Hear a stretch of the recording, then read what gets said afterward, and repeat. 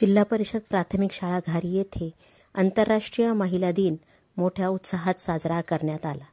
या प्रसंगी शाळेतील विद्यार्थ्यांनी सावित्रीबाई फुले तसेच राजमाता जिजाऊ यांच्या जीवनावर आधारित भाषणे केली। ज्योतिबा फुलेंनी त्यांना लिहायला वाचायला शिकवले। ज्योतिबा फुले आणि सावित्रीबाई फुले यांनी पहिली मुलींची शाळा काढली आणि माझे कोटी कोटी धन्यवाद।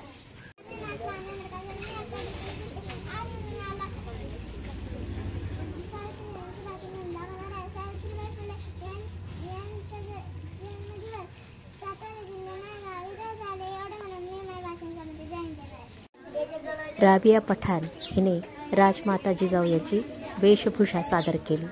विद्यार्थ्यांनी देखील अतिशय शांततेने भाषणे ऐकली।